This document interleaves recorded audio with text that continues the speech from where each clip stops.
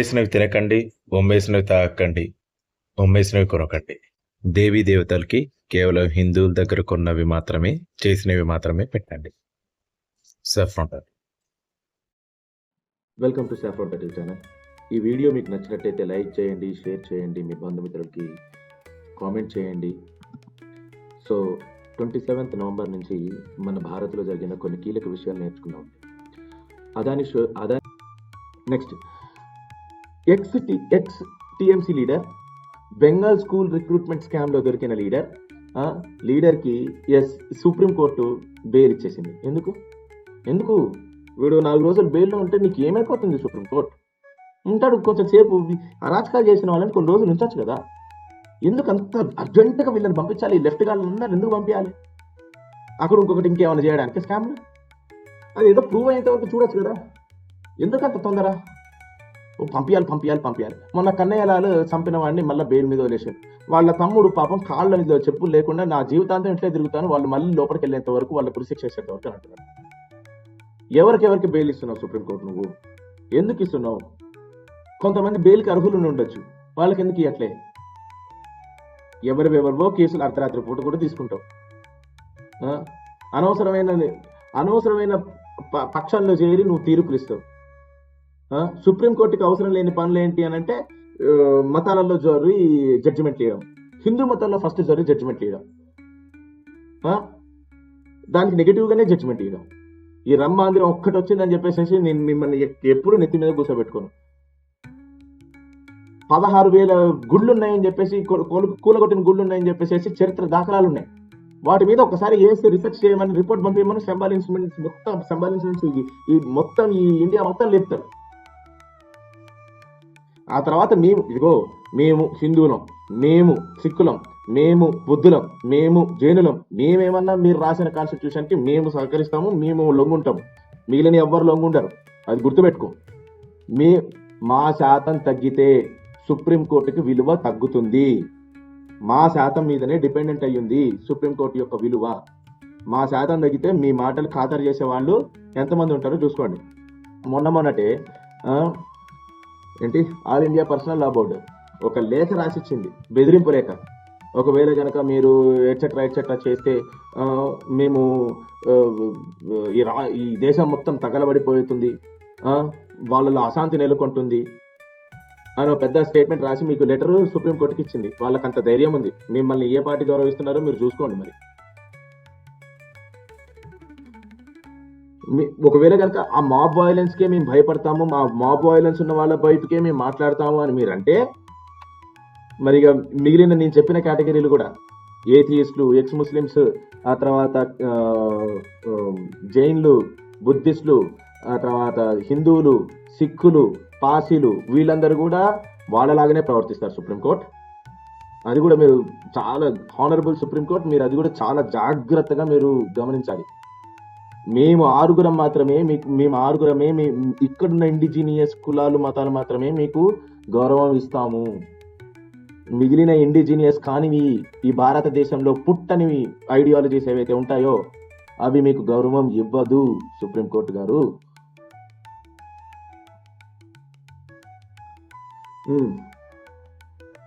ఆ తర్వాత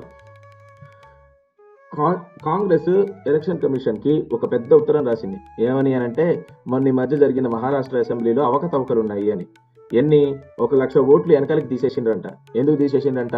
అక్కడ ఎవరు లేరు అని. మరి ఈసీఐకి ఛాలెంజ్లు, ఆ తర్వాత ఈవీఎంలు హ్యాక్ చేస్తాము, అది ఇది రభస చేస్తున్నారు కదా. ఒకసారి ఆలోచించండి. Are you creating any duplicate society? ఒకసారి కాంగ్రెస్ వాళ్ళ మీద కొంచెం దృష్టి పెట్టండి. సుప్రీంకోర్టు మీరు కూడా వీళ్ళు చేసే ఇష్టం వచ్చిన వాక్యాల మీద మీరు ఊరికే ఇవ్వంటున్నారు కదా, డిఫమేషన్ కేసు వేస్తామని ఒకసారి బెదిరించండి. వీళ్ళ మీద ప్రూవ్ చేయకపోతే డిఫమేషన్ కేసు, ఆ తర్వాత ఉరిశిక్ష వేస్తామని చెప్పండి. విన్న వాళ్ళకు కూడా చాలా చాలా చిక్కగా ఉంటుంది కదా. ఎప్పుడు ఓడిపోయినా కానీ ఈవీఎంలు బాగాలే అంటుంటే ఎవరికైనా బుద్ధి అవుతుంది? సోది. నెక్స్ట్ మమతా బెనర్జీ అంటుంది, వక్ఫ్ అమెండ్మెంట్ బిల్ అట ముస్లింల యొక్క రైట్స్ ని తీసేస్తుందట. అమ్మా, ముస్లింలకని, హిందువులకని, ఆ తర్వాత సిక్కులకని ప్రత్యేకంగా రైట్స్ ఏమి రాసుకొని కూర్చోలేదు ఇండియన్ కాన్స్టిట్యూషన్లో. మళ్ళీ మీ నాయకుడు ఉన్నాడు కదా రాహుల్ గాంధీ, రాహుల్ మించి సంఖ్యలో ఆ కాన్స్టిట్యూషన్ బుక్ పట్టుకొని అందరికి చూపించుకుంటూ తిరుగుతాడు కదా. కొంచెం రైట్స్ అనేవి కొన్ని ఉంటాయి, వాటికి సపరేట్ పేజీలు ఉంటాయి, వాటిని ఒకసారి తీసి చదవమని చెప్పండి. Right to speech, right to expression, right to education, ఇవన్నీ ఉంటాయి. Right for religious freedom, right to religious freedom అంటే రిలీజియన్ లో ఏ రిలీజియన్ అయినా పాటించవచ్చు, రిలీజియన్ ని ప్రీచ్ చేసుకోవచ్చు, వేరే వాడికి ఇబ్బంది లేకపోతే. అర్థమవుతుందా? దాని పక్కన ఆ క్లాస్ కూడా ఉంటది, వేరే వాడికి ఇబ్బంది లేకపోతే అని. ఓకేనా? మాకు 5 సార్లు ఇబ్బంది కలుగుతుంది. ట్రైన్లో ప్యాంప్లెట్లు పంచుతూ అరుస్తూ పిచ్చి వాగుడు వాగుకుంటూ మా కోసం రక్తం కాచి చచ్చిపోయాడు అని ఊరికే ఒర్రుతూ ఉంటే మాకు చాలా ఇబ్బంది కలుగుతుంది. రోజుకి 5 సార్లా? మరి మెట్రో ట్రైన్లో ఎక్కంగానే ప్యాంప్లెట్లా, ఎక్కడ పడితే అక్కడ స్టిక్కర్లా, ఏం లాభం? ఏదిరా ఏమిరా, సరే పోనీ మీ ఐడియాలజీ విందామని అంటే అక్కడ ఏముంది? నరుక్కోవడం, చంపుకోవడం, కాఫీలు రావడం, లేకపోతే వీళ్ళ ఐడియాలజీ తీసుకొని పోతే ఇదిగో యేసు లేకపోతే నువ్వు నరకమే అని భయపెట్టడం, ఆయన ఒక్కడే రక్తం కార్చాడు, ఆయన ఒక్కడే ఇది చేశాడని బ్లాక్మెయిల్ చేయడం. ఏంది, ఏం మతాలు, ఏంది, ఏం సైకాలజీ? నా పొంద నాస్తికత్వం చాలా నయం కదా. నాస్తికత్వం నయమే, న్యూట్రల్ గుండు. ఈ సోకాళ్ళు నాస్తికులు కాదు, అసలైన నాస్తికులు, అసలైన తర్కవాదులు. ఒక రిలీజియన్ మీద అంటే అందరూ ఒక రిలీజియన్ మీద, అది కూడా హిందువుల మీదనే పడి వస్తూ ఉంటారు. ఊరికే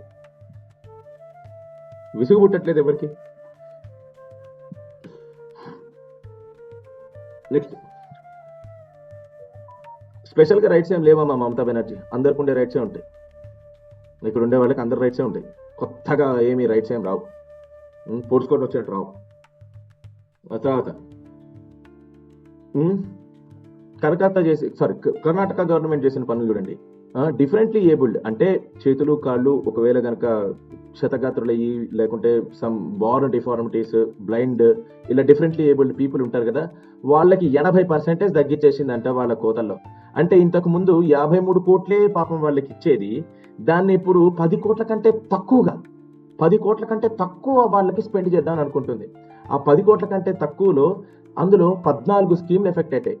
చెవిటి వాళ్ళకి చెవు మిషన్లు కొనియడం, ఒకవేళ కనుక కాళ్ళు ఒకవేళ కనుక పోయిన వాళ్ళకి, కాళ్ళు లేని వాళ్ళకి క్రచెస్ కానీ వీల్ చైర్స్ కానీ కొనియడం, ఆ తర్వాత కళ్ళు లేని వాళ్ళకి బ్రెయిలీ లిపిలో రాసి ఉన్న కిట్స్ ఇవ్వడం. ఇవన్నీ తక్కువైపోతాయి, ఇవన్నీ పోతాయి. 10 కోట్లేనంట. ఆ 10 కోట్లలో మింగుడుగాళ్ళే సగం ఉంటారు. అవన్నీ మింగిన తర్వాత ఇంకేముంటది? పాపం అసలైన వాళ్ళకి ఏట సాయం చేస్తున్నావు. కానీ చూడండి, ఇదే కాంగ్రెస్ గవర్నమెంట్, ఇదే కర్ణాటక గవర్నమెంట్ 400 కోట్లు మైనారిటీ వెల్ఫేర్ కి పంపించింది. అందులో కేవలము హజ్కి 10 కోట్లు ఆ బిల్డింగ్ బడ్జెట్ కోసమని, కన్స్ట్రక్షన్ కోసమని పెట్టింది. 10 కోట్లట. వీళ్ళకి అందరు అంగవైకల్యం అంటే డిఫరెంట్లీ ఏబుల్డ్ వాళ్ళకందరికేమో 10 కోట్లు, ఒక బిల్డింగ్ మీద 10 కోట్లు ఖర్చు పెడుతున్నాం. ఏంటమ్మా, ఏం కర్ణాటక ఇది? మీరు చూసుకొని కావాల్సి వస్తే డేటా మీరు. ఆ తర్వాత చూడండి, ముస్లిం లెజిస్లేటర్స్ 5,000 కోట్లు ఎడ్యుకేషనల్ ఆపర్చునిటీస్ అండ్ స్కాలర్షిప్స్ ముస్లిం పిల్లలకి ఇవ్వాలి, ముస్లిం కమ్యూనిటీకి ఇవ్వాలి అని చెప్పేసి ఒక ప్లాన్ రాసిండ్రంట. ఏమనుకుంటున్నారు? ఎవరి డబ్బులు అనుకుంటున్నారు? ఏ పైసలు అనుకుంటున్నారు? ఎవరికి ఇస్తున్నారు? వీళ్ళేమో పోయి ఓట్లేసుడు పిచ్చోళ్ళ లెక్క. ఏమో మరి మీకే తెలుసుకోవాలి. ఇది ఒక జోక్ అబ్బా. టెర్రరిస్ట్ ఖర్గే ఏమంటున్నాడంటే, కాంగ్రెస్ ఓట్లు ఎప్పుడైనా కానీ మీరు హయ్యర్ ఆర్డర్ నుంచి నేషనల్ లీడర్స్ వచ్చి ఇక్కడ లోకల్లో చేస్తారు అని చెప్పేసి అనుకోవద్దు. మీరు నేర్చుకోవాలి. ఎప్పటికి నేర్చుకుంటారు? మీరు ఊరికి నేషనల్ లీడర్స్ మీద డిపెండ్ అవ్వద్దని అంటున్నాడు ఖర్గే. పిచ్చోడా. మరి అయితే ఆయనతో రాహుల్ మించి నేను మొత్తం మహారాష్ట్ర మొత్తం పర్యటించకపోయినావా?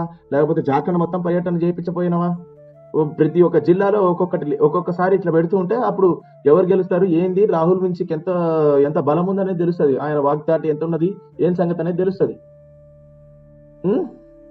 మీరు రాహుల్ మించి ఇప్పుడు ఏంటి అని అంటే, ఏదైనా ఓడిపోతే ఖర్గే చేసిన తప్పు, ఏదైనా గెలిస్తే అది రాహుల్ మించి చేసిన గొప్పతనం. అక్కడ ఒకవేళ కనుక ర్యాలీలు తీయకపోయినా, ఎందుకు ఆ ఫ్యామిలీ మొత్తం నేను చెప్తున్నాను, కాంగ్రెస్ గవర్నమెంట్ మళ్ళా మంచిగా వైభవానికి రావాలి అని అంటే సింపుల్ సెంట్రిస్ట్గా ఎట్లా ఉండాలి అని ఆలోచించండి. కాన్స్టిట్యూషన్లో బొక్కలు ఎతకద్దు. దాన్ని ఎంత మంచిగా అందరికీ ఒకే రకంగా సెక్యులరిజం ఎలా పాటించాలో దాని యొక్క డెఫినేషన్కి వచ్చి పాటించండి. ఈ ఎపీస్మెంట్ పాలిటిక్స్ వదిలేసి సెంట్రిస్ట్ గవర్నమెంట్గా మారండి. అది మీరు ఎట్లా కాదు, మేము చెప్తూ ఉంటాం, మీరు చెయ్యరు. అప్పుడు హిందువులు కూడా మీ వైపు ఏమన్నా మొగ్గు తిప్పుతారేమో. కానీ మీరు ఆల్మోస్ట్ 65 ఏళ్ళు పరిపాలించారు కాబట్టి మీ మీద ఎంతమందికి ఏ నమ్మకం ఉంటుంది? సరే 55 ఏళ్ళు మరీ లెక్కలకు వచ్చి 65 అన్నావు కాదు 55 అంటే సరే 55 ఏళ్ళు ఆల్మోస్ట్ సుమారుగా 55 ఏళ్ళు మీరు కానీ మీ ఎఫిలియేట్స్ కానీ పరిపాలించిందే కదా. అప్పటికే ఏం బాగుపడ్డాం కనుక మీ మీద నమ్మకాలు హిందువులకైతే ఉండకూడదు. కానీ ఇప్పటికీ హిందూ ప్రజలు మీకు ఓట్లు వేస్తున్నారంటే సలాం కొట్టుకోవాలి. మీరు వాళ్ళ కాళ్ళు పట్టుకోవాలి. ఆయనతో కాళ్ళు కడిగి కొన్ని అక్షంత నీళ్ళు వేసుకున్నా కానీ నీళ్లు పైన వేసుకున్నా కానీ మీ జన్మలు బాగుపడిపోతాయి.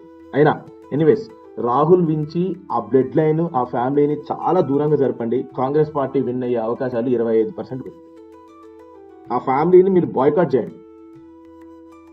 ఆ ఫ్యామిలీని వదిలిపెట్టేసేయండి. వాళ్ళ మీద వాళ్ళ మొహాలు చూసి ఓట్లు పడవు. ఇంకా హిందువుల దగ్గరికి అయితే వచ్చి అడగద్దు. హిందువుల దగ్గర కూడా వచ్చి అడగకద్దానంటే మా పిచ్చోళ్ళు ఓట్లు వేస్తారు రండి. మా వాళ్ళు పెద్ద పిచ్చోళ్ళు. నెక్స్ట్, కాంగ్రెస్ లీడర్స్ ఈసీని ఏమన్నారంటే, ఇదే కాంగ్రెస్ వాళ్ళు EC election commission of India దాన్ని ఏమన్నానంటే అనద్దు, but some slur relating to dog. బంగ్లా దగ్గర కూర్చునే ఒక అనకూడదు. దీన్ని నేను అనట్లేదు, ఇది కాంగ్రెస్ వాళ్ళు అంటున్న మాట, కుత్తా అని అన్నారు. దీని మీద ఇప్పటికైనా ఎలక్షన్ కమిషన్ ఆఫ్ ఇండియా కోపం వస్తే గనక peoples representation of people act అని ఉన్నది, దాని మీద మీరు నేను చెప్పడం ఏంది, నా మొహం నా కర్మ, దాని మీద మీరు వాళ్ళు ఫైల్ చేయొచ్చు. ఒకవేళ కనుక వాళ్ళు చేసిన రిమార్క్స్ ఒకవేళ కనుక కరెక్టివ్ కావు, డిఫమేటరీ అని అనుకుంటే మీరు డిఫమేషన్ కేసు కూడా వేరేయచ్చు. మీరు దీస్ ఆర్ ద థింగ్స్. నేను చెప్పడం ఏంటి, నా మొహం. మనం ఆల్రెడీ డిస్కస్ చేసాం ఈ విషయం. హనుమాన్ టెంపుల్ వెస్ట్ బెంగాల్లో ఇంకొకటి మమతా బెనర్జీ టార్గెట్ చేసి పడగొట్టింది. నేను అనుకోవడం అది మాక్సిమం కరెక్ట్ కూడా అయ్యి ఉండొచ్చు, చెప్పలేం. Political decision, okay, this already we have discussed. అయితే ఈ వక్ఫ్ అమెండ్మెంట్ బిల్ మాత్రం నెక్స్ట్ ఫిబ్రవరికి పోస్ట్ పోన్ అయింది, రైట్? అలానే court petition on Ajmer Sharif is ready to be heard. ఒక పిటిషన్ క్లెయిమ్ చేశారు, ఒక పిటిషన్ వేశారు. It is ready to be heard. ఎప్పుడు వింటారు అనేది తెలియదండి. ఇది పిటిషనర్స్ ఏంటి అని అంటే 1911లో హర్బిలాస్ సర్దా అనే ఒక ఆయన ఒక బుక్ రాశారండి. ఆ బుక్ లో ఇది శివుని టెంపుల్ గా ప్రస్తావించబడింది. సో అజ్మీర్ కోర్టు ఏం చేసింది అని అంటే ఆర్కియాలజీ సర్వే ఆఫ్ ఇండియాకి చెప్పి ఆ అజ్మీర్ దర్గా కమిటీతో పాటుగా వెళ్ళి, అంటే మళ్ళా శాంతిముఖులు అందరూ వచ్చి రాలేకుండా భద్రత కోసం, అరే మీ దర్గా కమిటీ వాళ్ళు కూడా ఉన్నారా అని చెప్పి వాళ్ళందరితో పాటు కూడగా బరుకొని పోయి సర్వే చేసి వస్తారు. ఏమో ఇక ఏమైనా రెమినెంట్స్ దొరుకుతాయా శివుడి టెంపుల్కి సూచకాలు అని వెతుకుతారు. చూద్దాం, ఒకవేళ కనుక అయితే బయటకు వస్తారు, లేకుంటే లేదు. అందరూ అనుకునేది ఏంటంటే 16,000 టెంపుల్స్ వరకు 16,000 గుళ్ళు వరకు కబ్జా చేశారు అని. కొంతమంది క్లెయిమ్ ఏంటి అని అంటే, ఏంటి 16,000 జస్ట్ నార్మల్ లెఫ్ట్ లిబరల్స్ ఈ మాట అనుకునేది 16,000 అని నార్మల్ లెఫ్ట్ లిబరల్స్ అనుకుంటారు. కానీ ఒకవేళ కనుక హిందువుల్ని వాళ్ళు రీసెర్చ్ ప్రకారంగా వాళ్ళు మిగిలిన గ్రంథాల ప్రకారంగా అక్కడున్న కథల ప్రకారంగా నానుడుల ప్రకారంగా ఆలోచించి డాక్యుమెంట్స్ తీస్తేనట 60,000 గుళ్ళకి పైగా నాశనం చేసి ఉన్నాయట. సరే, నిజంగానే ఆ గంగా ఏమైనా తేజీబ్ అని ఒక స్లోగన్ అనేది ఏదైతే నిజమైతే, మీరు నిజంగా హిందువుల్ని బ్రదర్స్ అని అనుకుంటే ఆ 60,000 గుళ్ళు వీళ్ళు చెప్తారు, మీరు ఇచ్చే ధైర్యం ఉందా? లేదు. మీకు ఏనాడు హిందువుల మీద ఒక మంచి అభిప్రాయము లేదు.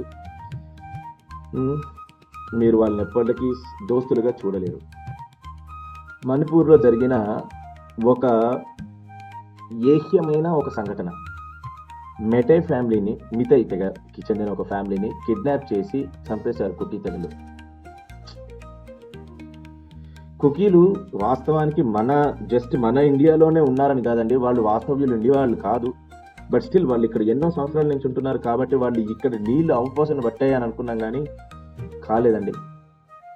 They are killing Meitei tribe over there.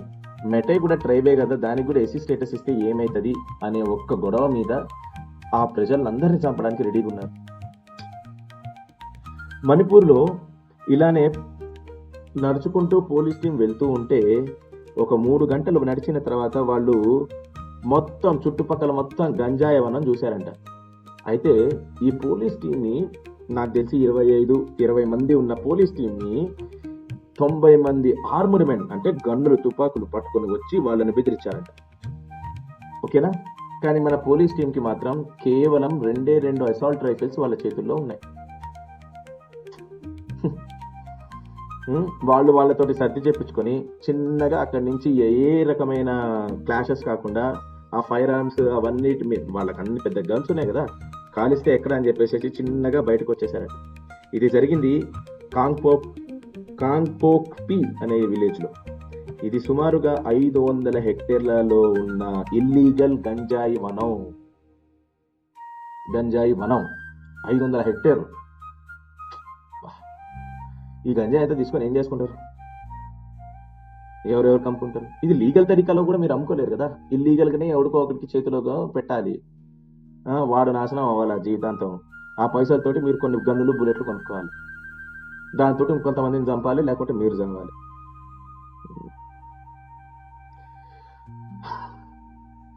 ఈ వీడియో మీకు నచ్చినట్లయితే, ఇది చాలా పెద్ద వీడియో, కానీ ఈ వీడియో మీకు నచ్చినట్లయితే ఇలాంటి వీడియోలు మీరు ఇంకా చూడాలి అని అనుకుంటే please subscribe to my channel saffron turtle. జై భారత్, జై శ్రీరామ్, వందే మాతరం, భారత్ మాతా కీ జై. Signing off, saffron turtle.